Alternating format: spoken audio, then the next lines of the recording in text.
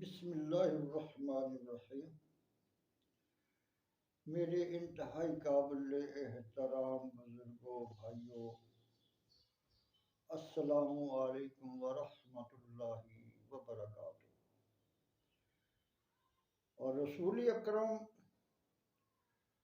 صلی اللہ علیہ وسلم کا فرمان عالی شان ہے، جس نے نماز کی محافظت کی، یعنی ہمیشہ حفاظت کی،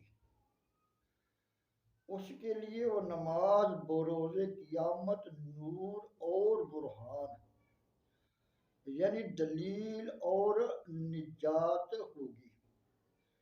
اور جس نے محافظت نہ کی،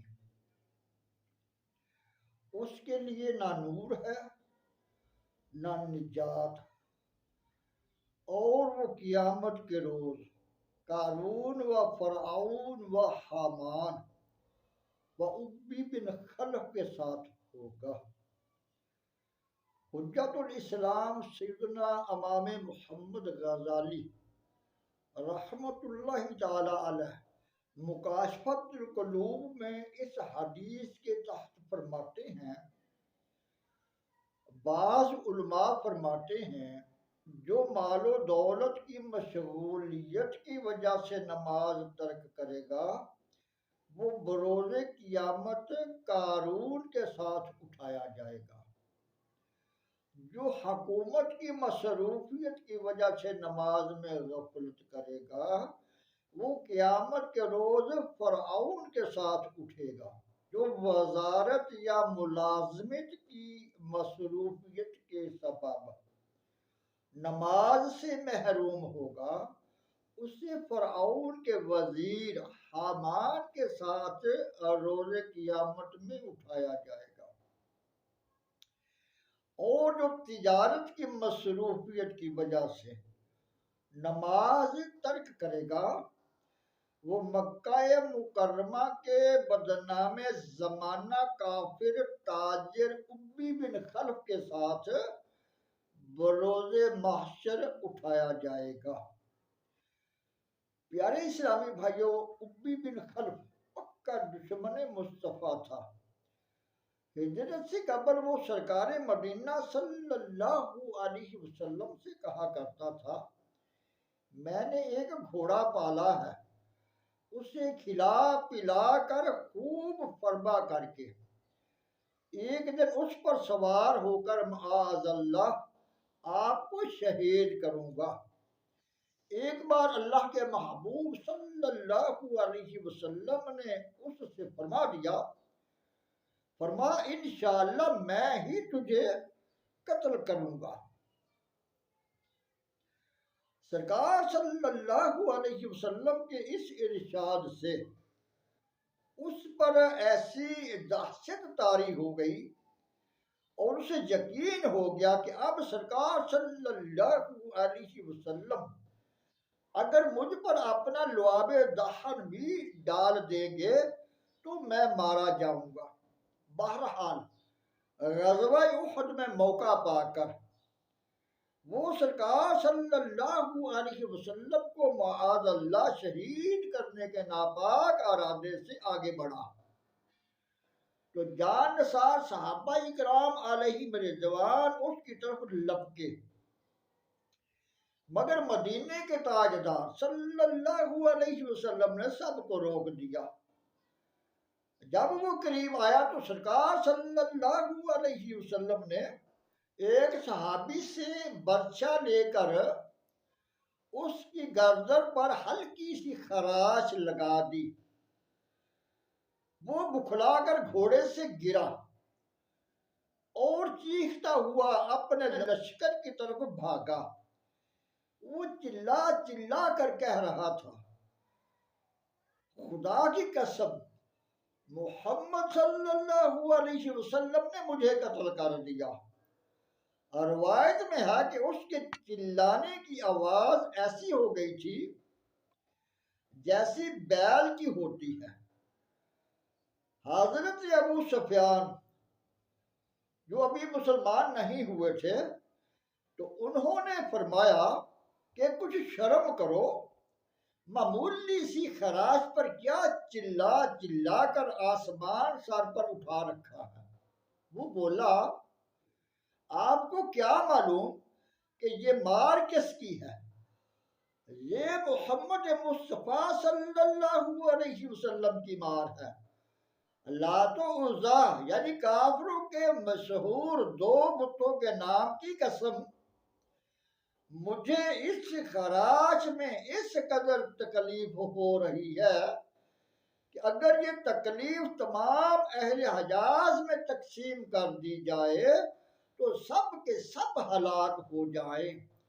محمد عربی صلی اللہ علیہ وسلم نے مکہ مکرمہ میں مجھ سے فرما دیا تھا کہ انشاءاللہ میں تجھے قتل کروں گا۔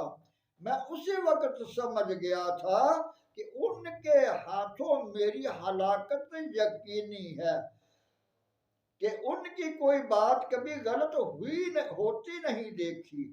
چنانچہ مکہ پاک پہنچنے سے ایک دن قبل ہی وہ راستے میں تڑپ تڑپ کر ہلاک ہو گیا۔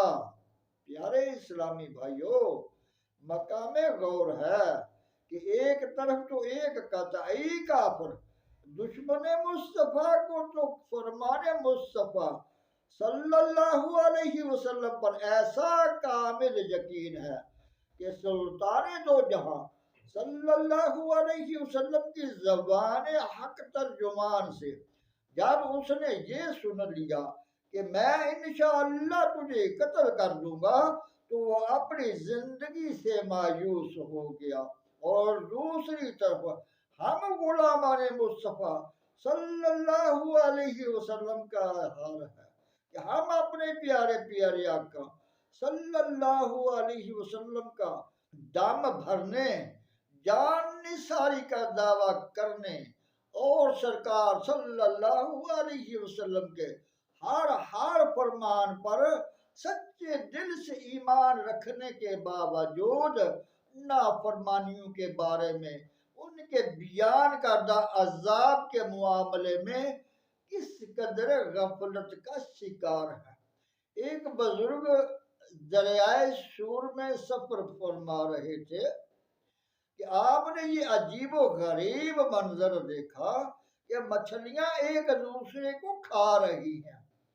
ان کو بڑا تعجب ہوا۔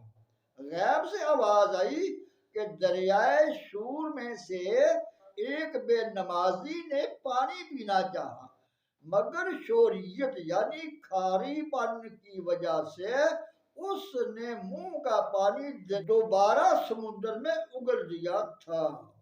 قرۃ العیون میں نقل کردہ ایک حدیث پاک کا یہ مضمون ہے کہ امت مصطفیٰ صلی اللہ علیہ وسلم کے 10 افراد ایسے ہیں جن پر اللہ تعالی بروز قیامت غضبناک ہوگا اور ان کے چہرے بغیر گوشت کے ہڈیوں کا خول ہوں گے اور انہیں جہنم کی جانب لے جانے کا حکم صادر فرمائے گا۔ وہ 10 افراد یہ ہیں: بوڑھا زانی، گمراہ پیشوا، شرابی، ماں باپ کا نافرمان، چغل خور، جھوٹی گواہی دینے والا، زکوٰۃ نہ دینے والا، سود خور، ظالم اور بے نمازی، مگر بے نمازی کے لیے دگنا عذاب ہوگا۔ اور بے نمازی بروز قیامت اس حال میں اٹھے گا کہ اس کے دونوں ہاتھ اس کی گردن میں بندھے ہوں گے اور فرشتے اس کی پٹائی کر رہے ہوں گے۔ جنت اس سے کہے گی نہ تو مجھ سے ہے اور نہ میں تجھ سے، اور جہنم کہے گا میں تجھ سے ہوں اور تو مجھ سے ہے۔ قسم ہے خدا کی، یقیناً میں تجھے شدید ترین عذاب دوں گا۔ اس وقت اس کے لیے دوزخ کا دروازہ کھل جائے گا اور وہ تیز رفتار تیر کی مانند اس کے دروازے میں داخل ہوگا۔ اور اس کے سر پر ہتھوڑے مارے جائیں گے، اور جہنم کے اس طبقے میں ہوگا جس میں فرعون، حامان اور قارون ہوں گے۔ فرعون، حامان اور قارون کیونکہ کفار تھے، لہذا یہ ہمیشہ ہمیشہ کے لیے جہنم میں رہیں گے، مگر مسلمان بے نمازی بلا آخر جہنم سے نکال کر جنت میں داخل ہوگا، مگر جہنم کا عذاب ایک لمحہ بھر برداشت نہیں ہو سکتا۔ پیارے اسلامی بھائیوں، جہنم اللہ تعالیٰ کے قہر و غضب کا مظہر ہے۔ جس طرح اللہ تعالیٰ کی رحمتوں اور نعمتوں کی کوئی انتہا نہیں، اور انسانی عقل اس کا اندازہ نہیں لگا سکتی، اسی طرح اللہ تعالیٰ کے قہر و غضب کی بھی کوئی حد نہیں۔ ہر وہ تکلیف دہ چیز جس کا تصور کیا جائے، مثلا کسی آلہ سے زندہ انسان کے ناخن کھانچ لینا، کسی پر چھریوں یا لاٹھیوں سے ضربیں لگانا، کسی کے اوپر وزردار گاڑی چلا کر اس کی ہڈی پسلیاں چکنا چور کر دینا، کسی کے سر کے بال پکڑ اس کے کھلے منہ میں بندوق کی گولی چلا دینا، اعضاء کاٹ کر نمک مرچ چھڑکنا، زندہ کھال ادھیڑنا، بغیر بے ہوش کی آپریشن کرنا، یا مختلف بیماریوں کی تکلیف، مثلا سر درد، بخار، پیٹ کا درد، یا خطرناک بیماریاں، مثلا دل کا دورہ، ہارٹ اٹیک، سرطان، کینسر، گردے کی پتھری کا درد، خارش شدید، گھبراہٹ وغیرہ وغیرہ۔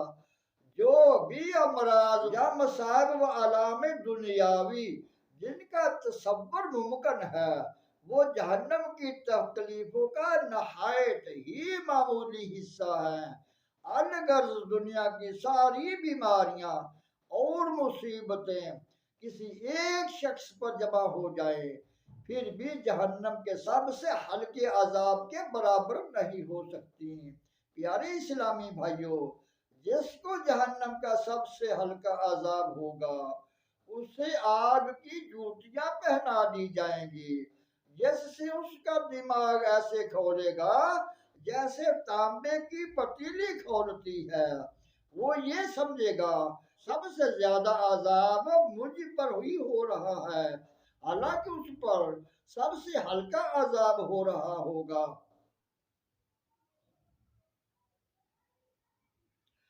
اللہ تعالیٰ اس سے فرمائے گا، اگر ساری زمین تیری ہو جائے تو کیا اس عذاب سے بچنے کے لیے تو سب فدیہ میں دے دے گا؟ عرض کرے گا ہاں۔ فرمائے گا، جب تو آدم علیہ السلام کی پشت میں تھا تو ہم نے اس سے بہت آسان چیز کا حکم فرمایا تھا کہ کفر نہ کرنا، مگر تو نے نہ مانا۔ پیارے پیارے اسلامی بھائیوں، جہنم سے پناہ مانگا کریں۔